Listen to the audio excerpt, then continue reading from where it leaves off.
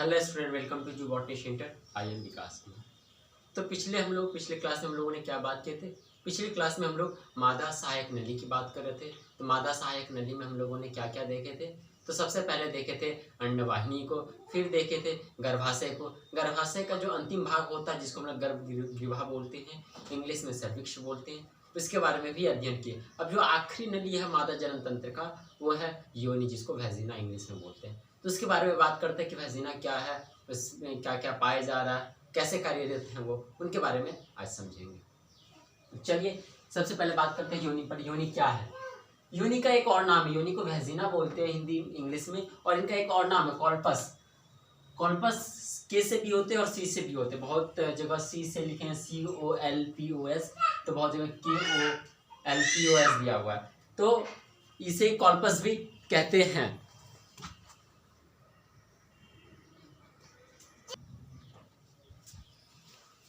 तो योनि को कॉल्पस भी बोलते हैं।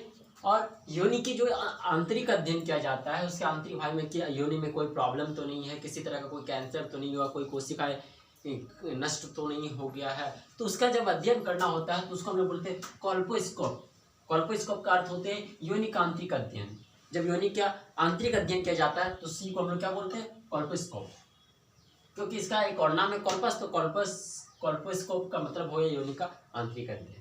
आगे बात करें, यह एक संवहनीय नली है। संवहनीय नली का मतलब वह नली जिसमें रक्त बहुत ज्यादा भरा पड़ा होता है, रक्त से ही वो नली बना हुआ है, उसी को कहते हैं संवहनीय नली। जैसे नर में शीशन के बारे में देख रहे थे, शीशन भी कैसा नली है, संवहनीय नली है। उसी तरह मादा का जो योनि है, वैजिना है जो है, वो भी संवहनीय नली है, वेस्कुलर कैनाल है। यह मादा का द्वितीय लैंगिक अंग है। मादा का द्वितीय लैंगिक अंग में लिखाए थे क्या क्या होते हैं। सबसे पहले होते हैं अंडवाहिनी होते हैं, गर्भाशय होते हैं, और फिर योनि होते हैं, और एक मेमरी ग्लैंड या स्तन ग्रंथि होते हैं। तो ये भी क्या है, योनि भी क्या है, मादा का द्वितीय लैंगिक अंग है। योनि में बाहर की तरफ एक छिद्र होता है जिसे योनि छिद्र या वेजाइनल ओरिफिस कहते हैं। ये बाहर की तरफ का मतलब क्या हुआ, जो लास्ट डायग्राम दिखाए थे कि ये गर्भगृह है, मान लेते हैं गर्भगृह, यहाँ से ऐसे योनि क्या हुआ था, ये वाला क्या है योनि। योनि का जो ये ओपनिंग है, ये लास्ट वाला ये ओपनिंग है, बाहर की तरफ एक ओपनिंग है, बाहर की तरफ एक दरवाजा है। इसी दरवाजा को हम लोग क्या बोलेंगे, एक छिद्र है, जिसको हम लोग योनि छिद्र या फिर वेजाइनल ओरिफिस बोलेंगे। समझ पाए, वेजाइनल ओरिफिस किसको बोलेंगे, जो ये सर्विक्स है, सर्विक्स के नीचे वेजाइना है, योनि है। योनि का जो अंतिम वाला जो छिद्र है, इसी छिद्र को हम लोग बोलते हैं वेजाइनल ओरिफिस। इसकी लंबाई 8 से 10 सेंटीमीटर होती है। ये यहाँ से लेकर यहाँ तक की जो होती है 8 से 10 होते हैं। योनि महिला में मैथुन नाल की तरह कार्य करता है। अब ये मैथुन नाल क्या होता है, इसको इंग्लिश में बोलते हैं कॉपुलेशनल कैनाल। आपको पता है कि नर जनतंत्र में शीशन ही जो है वो कॉपुलेशन ऑर्गन है, संभोग अंग है। कॉपुलेशन का मतलब संभोग का शुद्ध हिंदी होते हैं, इसको बायोलॉजिकल टर्म में मैथुन भी बोला गया है कॉपुलेशन को। तो मैथुन नाल है, मतलब मैथुन के लिए जो अंग होते हैं नर में, जिसको हम लोग शीशन बोलते हैं, वो इसी नाल में प्रवेश करते हैं। मैथुन नाल इसको बोलते हैं, कैपुलेशन कैनाल की तरह कार्य करते हैं। जो शीशन मादा का जो नर का जो शीशन होते हैं, वो मादा के किस भाग में इन करते हैं, तो वो वेजाइना में इन करते हैं। वेजाइना का जो लंबाई होता है वो कितना, 8 से 10 सेंटीमीटर होते हैं, और नर का जो है शीशन का लंबाई कितने होते हैं, लगभग 14 सेंटीमीटर होते हैं, 14-15। तो समझ पाए, योनि महिला में मैथुन नाल की तरह कार्य करते हैं। मैथुन नाल का मतलब कॉपुलेशनल कैनाल या फिर संभोग्य नली के रूप में काम करते हैं। संभोग्य नली का मतलब नर का जो संभोग्य अंग है उसको ये स्वीकार करते हैं या अपने अंदर लेते हैं। मैथुन की क्रिया के दौरान यह नर का शीशन से वीर्य प्राप्त करता है। जब मैथुन को कहते हैं सेक्सुअल इंटरकोर्स, तो सेक्सुअल इंटरकोर्स के दौरान क्या होते हैं कि ये जो है कॉपुलेशनल कैनाल, इससे जो स्पर्म आ रहे हैं मेल का स्पर्म, उसको ये एक्सेप्ट करते हैं और उसे आगे भेजते हैं फर्टिलाइजेशन के लिए। तो ये समझ पाए, मैथुन की क्रिया के दौरान ये नर का शीशन से वीर्य का अवशोषण करते हैं या फिर प्राप्त करते हैं।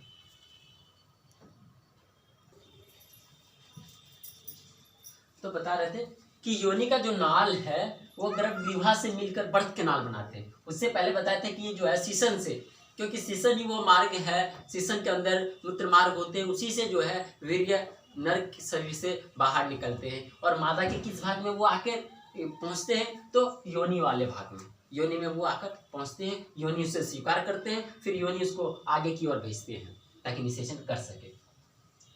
तो मैथुन की क्रिया के दौरान ये नर का सीसन से वीर्य को प्राप्त करते हैं। योनि का नाल गर्भगृह नाल से मिलकर बर्थ कैनाल बनाते हैं। देखिए ये गर्भगृह का नाल है, इसको सर्विक्स बोले ये वाला, और ये क्या है, योनि का नाल है। ये दोनों नाल मिलके बर्थ कैनाल बनाते हैं और इसी कैनाल के द्वारा जब बच्चे माँ के गर्भ में रहते हैं 9 महीने, उसके बाद जब जन्म लेते हैं तो इसी कैनाल के द्वारा वो इस अर्थ पर आते हैं, इस पृथ्वी में आते हैं, बर्थ कैनाल के द्वारा आते हैं। अब तो बहुत ऐसा हो गया कि नॉर्मल डिलीवरी नहीं होते हैं, ऑपरेशन के थ्रू होते हैं। तो ऑपरेशन के थ्रू क्यों होने लगे, इस पर भी आगे हम लोग जब बात करेंगे, पार्चुरेशन पर बात करेंगे तो बताएंगे। तो अभी ये समझिए कि बर्थ कैनाल जो है, बच्चे का अगर नॉर्मल डिलीवरी हो रहा तो किस कैनाल से वो जन्म लेंगे, तो बर्थ कैनाल के थ्रू। और बर्थ कैनाल किससे किससे मिलकर बना होता है, तो बर्थ कैनाल जो है गर्भगृह नाल और विजाइनल नाल, योनि नाल के द्वारा दोनों मिलने से वो बनता है और इसी से बच्चे का जन्म होता है। आगे, योनि गर्भाशय से उत्पन्न मासिक स्राव को बाहर निकालने का पथ प्रदान करता है। मान लीजिए गर्भाशय जो है, बताया था यूट्रस जो है, उसका आंतरिक जो सबसे अंदर वाला परत है एंडोमेट्रियम, वो हर महीने बनते हैं और नष्ट होते हैं। जो बनते हैं उसी के द्वारा तो हर महीने जो ब्लीडिंग होते हैं, वो ब्लीडिंग जो है एंडोमेट्रियम का दीवार टूटने से होता है। तो वो दीवार टूटेंगे तो किस रास्ते से, अगर शरीर से बाहर तो उसको जाना होगा, तो किस रास्ते से जाएंगे, तो वो योनि के द्वारा, सर्विक्स में आए, सर्विक्स से योनि के द्वारा वो शरीर से बाहर निकल जाएंगे। तो समझ पाए यहाँ पर कि योनि का क्या क्या कार्य है, योनि कहाँ से कहाँ जुड़ा हुआ है। योनि जो है सर्विक्स से जुड़ा हुआ है ना, सर्विक्स से जुड़ा हुआ है। इसकी जो है लंबाई होते हैं वो 8 से 10 सेंटीमीटर होते हैं। ये जो है मैथुन नाल की तरह कार्य करते हैं, मतलब ये नर के कैपुलेशन ऑर्गन जो है, सीसन जो है, उसको ये अपने अंदर प्रवेश करते हैं और उससे उत्सर्जित सीसन को अपने अंदर वो प्राप्त करते हैं, फिर उसे आगे भेजते हैं ताकि निषेचन हो सके। योनि का नाल गर्भगृह नाल से मिलकर के बर्थ कैनाल बनाते हैं। बर्थ कैनाल कैसे बना ये भी समझ गए, और बर्थ कैनाल का क्या कार्य ये भी समझ गए। उसके बाद बताया कि ये जो है एक और काम कर रहे हैं। क्या काम कर रहे हैं कि ये जो यूट्रस से मेंस्ट्रुअल साइकिल में जो स्राव हो रहे हैं, उस स्राव को बॉडी से बाहर रिलीज करते हैं। तो यहाँ तक इनको नोट कीजिए, फिर आगे बात करते हैं इसी पर कि और क्या क्या काम करते हैं ये।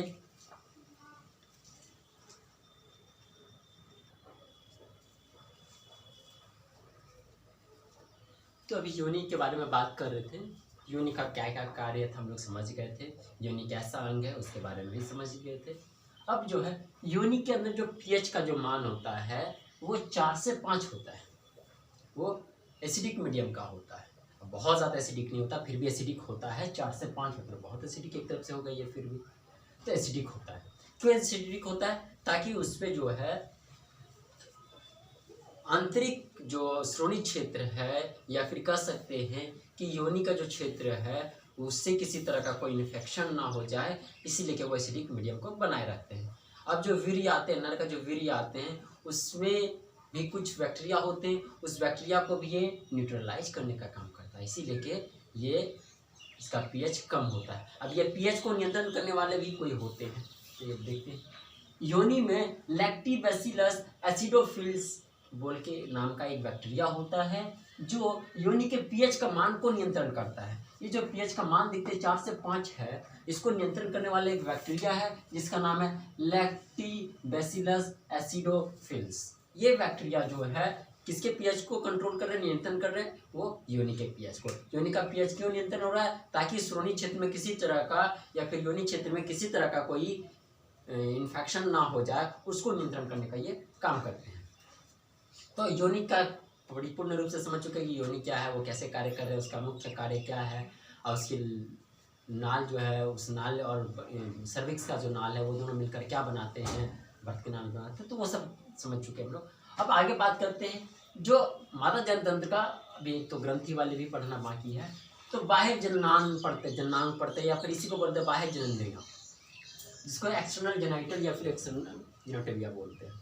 तो इसके बारे में बात करते हैं कि ये इसके अंतर्गत क्या क्या आते हैं। जैसे नर में जो है बाह्य जननांग के अंतर्गत 2 अंग आ रहे थे। कौन कौन आ रहे थे? वृषण और सीसन। तो मादा में क्या क्या आते हैं उसके बारे में अभी तक जितना भी हम लोग पढ़े वो बाह्य जननांग नहीं थे। बाह्य जननांग का मतलब ये हुए कि बाहर से जो दिख जाए उसको बोलते हैं बाह्य जननांग।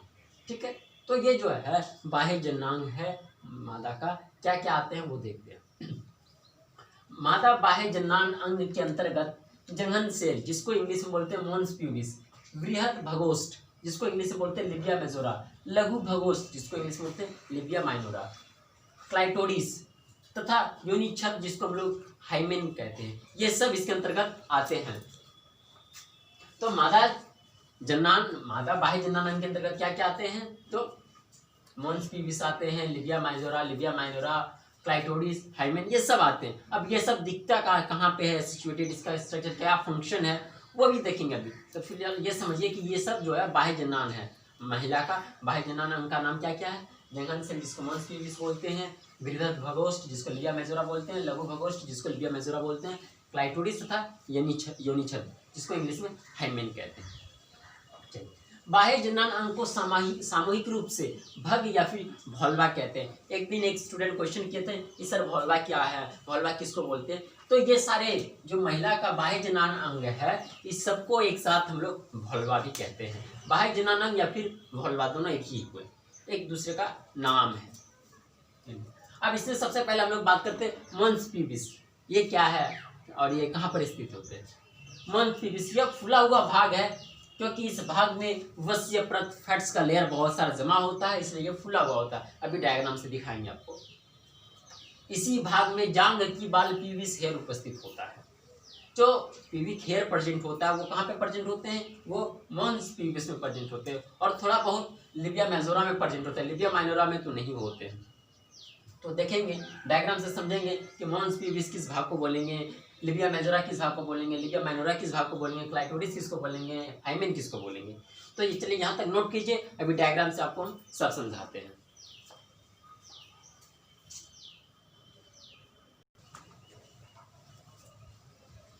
तो अभी हम लोगों ने महिला के बाह्य जननेंद्रियां या फिर बाह्य जननांग पर बात कर रहे थे। तो उसमें पहला हम लोग समझ चुके थे मॉन्स प्यूबिस। मॉन्स प्यूबिस आखिर किस भाग को बोलेंगे? देखिए ये वाला जो भाग देख रहे हैं, ये वाला जहाँ पे बहुत ज़्यादा हेयर प्रेजेंट है, जिसको हम लोग इसी हेयर को हम लोग बोलते हैं प्यूबिक हेयर। ये थोड़ा फुला हुआ होता है और यहाँ पर बहुत ज़्यादा फैट का लेयर जमा होता है, इसी को हम लोग बोलते हैं क्या?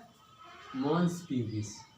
मॉन्स प्यूबिस, ठीक है। मॉन्स प्यूबिस किसको बोलेंगे? जहाँ पर प्यूबिक हेयर बहुत ज़्यादा होंगे और थोड़ा फुला हुआ भाग होंगे। ये सब क्षेत्र की तुलना में ये थोड़ा उभरा हुआ भाग होंगे, इसीलिए इसको क्या बोलेंगे? Mons pubis. यहाँ पे ये क्यों उभरा हुआ होता है? क्योंकि यहाँ पे फैट का लेयर पाया जाता है। दूसरा लिबिया मेजोरा। लिबिया मेजोरा किसको बोलेंगे? मॉन्स प्यूबिस के नीचे भाग से लेकर लिबिया माइनोरा तक। देखिए ये वाला जो देख रहे हैं इसको बोलेंगे लिबिया माइनोरा। इसको क्या बोलेंगे? लिबिया माइनोरा। तो लिबिया मेजोरा कहाँ से कहाँ हो जाएंगे? ये देख रहे हैं यहाँ तक, ये मॉन्स प्यूबिस वाला क्षेत्र है, यहाँ तक ये वाला मॉन्स प्यूबिस है। मॉन्स प्यूबिस से लेकर लिबिया माइनोरा तक का जो स्पेस है इसको क्या बोलेंगे? लिबिया मेजोरा। लिबिया मेजोरा, ठीक है। लिबिया माइनोरा समझ पाए, लिबिया मेजोरा। देख मॉन्स प्यूबिस जहाँ पे प्यूबिक हेयर बहुत ज्यादा अवेलेबल होंगे और वो थोड़ा उभरा हुआ भाग होंगे, तो उसको क्या बोलेंगे? Mons pubis. मॉन्स प्यूबिस के बाद लिबिया माइनोरा तक का जो स्पेस होंगे, यहाँ पर भी देखिए थोड़ा थोड़ा ये प्यूबिक हेयर है, ये भी थोड़ा थोड़ा प्यूबिक हेयर है। तो नहीं थोड़ा थोड़ा लिबिया मेजोरा में बहुत कम हेयर पाए जाते हैं, सबसे ज्यादा मॉन्स प्यूबिस में पाए जाते हैं प्यूबिक हेयर, ठीक है। तो लिबिया मेजोरा वाले भाग समझ पाए किसको बोलेंगे? यहाँ से लेकर यहाँ तक का जो स्पेस होंगे इस स्पेस को क्या बोलेंगे? लिबिया मेजोरा। चलिए मॉन्स प्यूबिस के नीचे भाग से लेकर लिबिया माइनोरा तक के लिबिया मेजोरा होता है, समझ पाए। मॉन्स प्यूबिस से लेकर लिबिया माइनोरा तक के भाग को क्या बोलेंगे? लिबिया मेजोरा। इस भाग में भी प्यूबिक हेयर होता है, इस भाग में भी प्यूबिक हेयर थोड़ा बहुत होता है, बहुत ज्यादा नहीं। सबसे ज्यादा कहाँ पर होता है? मॉन्स प्यूबिस में होता है। चलिए तो यहाँ पर क्या क्या मॉन्स पे भी समझ पाए, लिबिया मेजोरा समझ पाए। अब तीसरा क्या है, लिबिया माइनोरा। लिबिया माइनोरा ये जो पूरा डायग्राम देख रहे हैं ये क्या है, लिबिया माइनोरा। तो ये लिबिया माइनोरा पर बात करते हैं कि लिबिया माइनोरा क्या है। यह एक जोड़ी तक से बने मांसपेशी है। देखिए ये इधर से एक मांसपेशी है, दूसरा इधर से है, ऐसे एक ये दूसरा।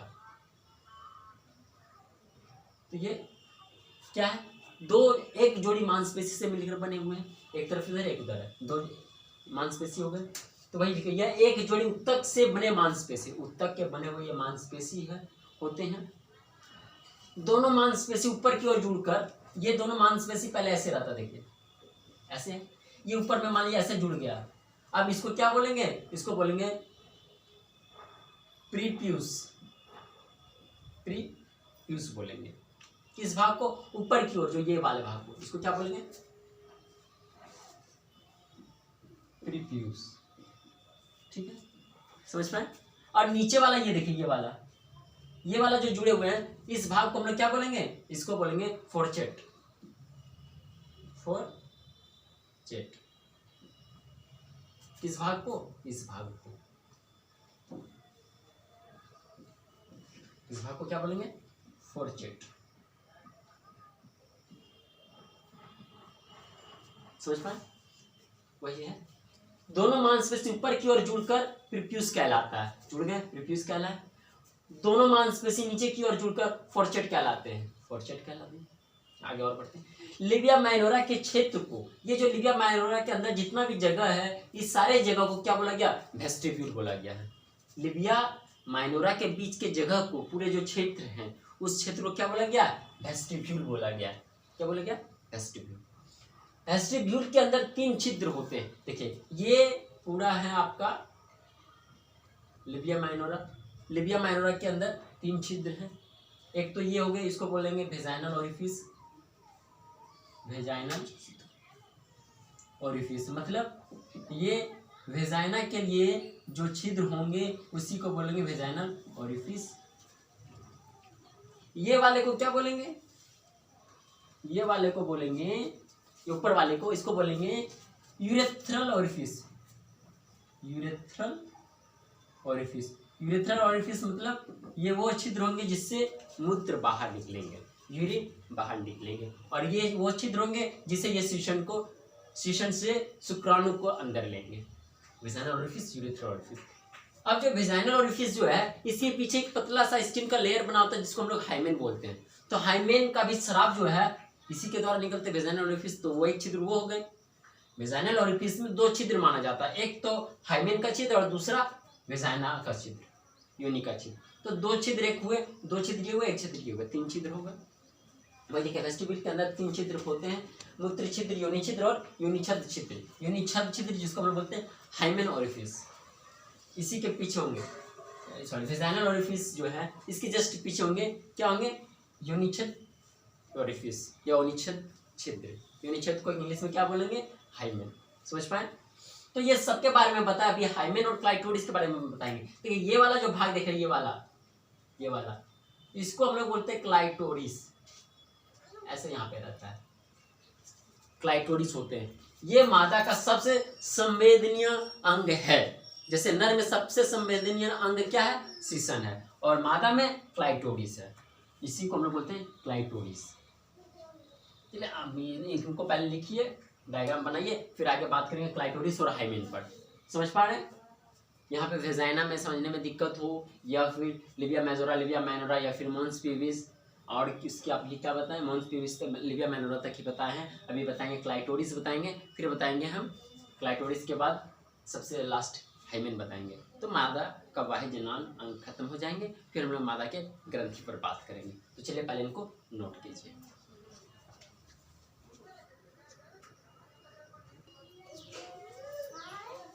तो क्लाइटोरिस पर बात करते हैं। क्लाइटोरिस क्या है, किसको बोलेंगे क्लाइटोरिस। यह लिबिया माइनोरा में मूत्र छिद्र के ऊपर स्थित होता है। लिबिया माइनोरा क्या हो गया, देखिए इसको पूरा बोल लेते हैं हम लोग लिबिया माइनोरा। लिबिया माइनोरा में ये है मूत्र छिद्र। मूत्र छिद्र के ऊपर एक देखिए ये घंटी नुमा संरचना है, जिसको हम लोग क्या बोलेंगे, क्लाइटोरिस। इसी को क्या बोलेंगे, क्लाइटोरिस। ये सबसे संवेदनीय अंग होता है।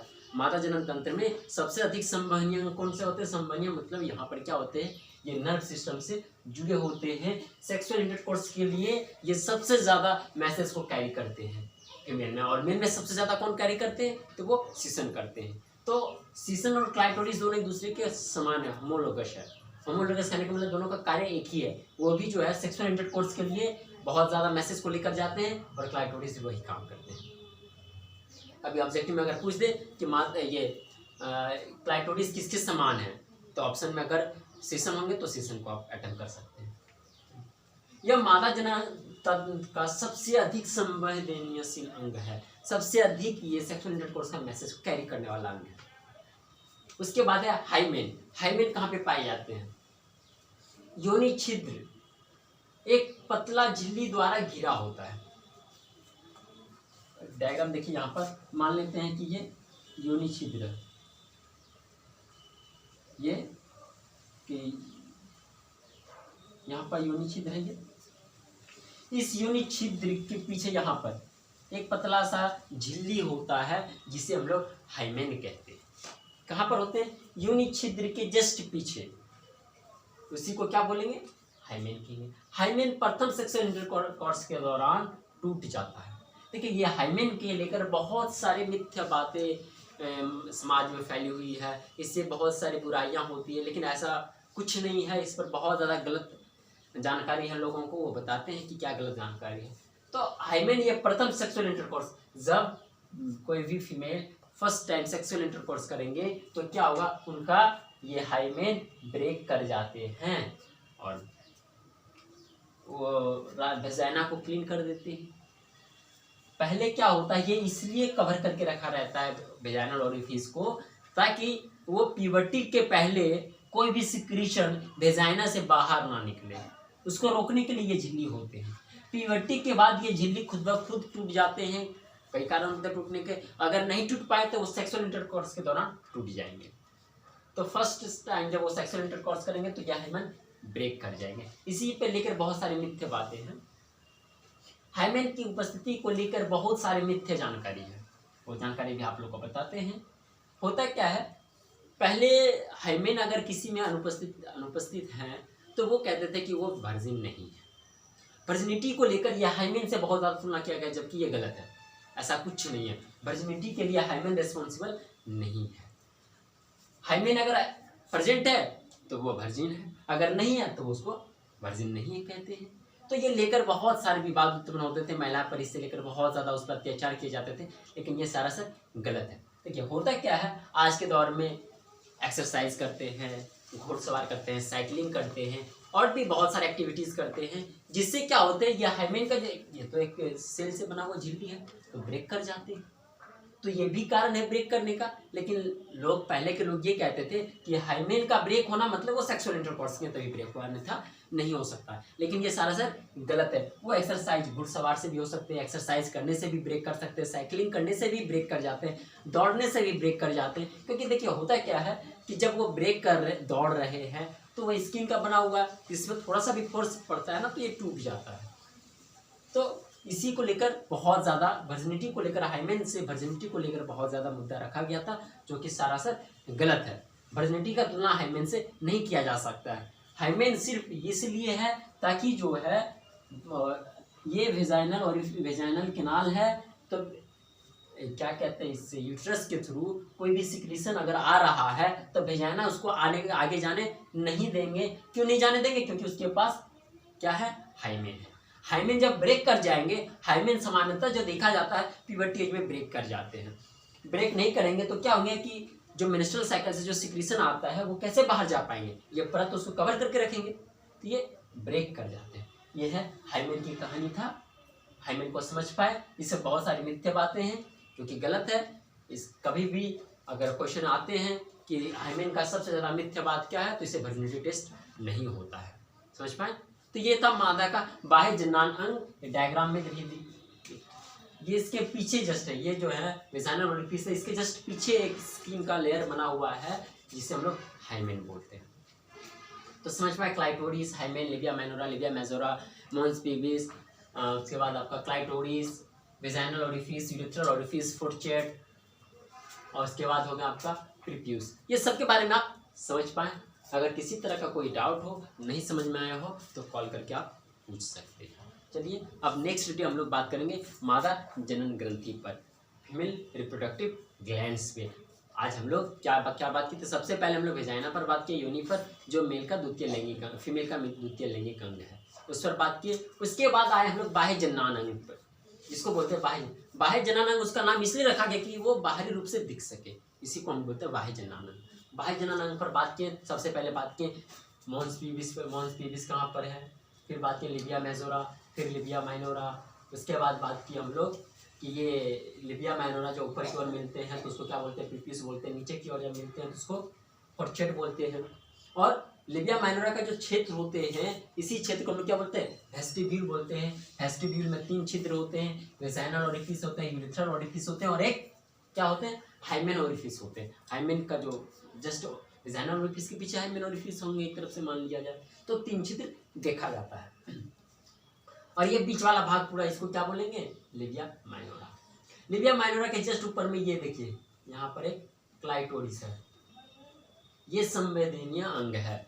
मादा में संवहनीय अंग का ऑब्जेक्टिव में पूछे कि मादा में सबसे अधिक संवहनीय अंग का नाम क्या है, तो वो क्लाइटोरिस है। और नर में क्या है, तो सिसन है। और अगर पूछे कि क्लाइटोरिस का होमोलोगस कौन सा अंग है या समान कौन सा अंग है, तो कह सकते सिसन। ठीक है, चलिए आज का क्लास यहीं तक रोकते हैं। अब आगे हम लोग बात करेंगे मादा जनन ग्रंथि पे, और नेक्स्ट डे बात करेंगे।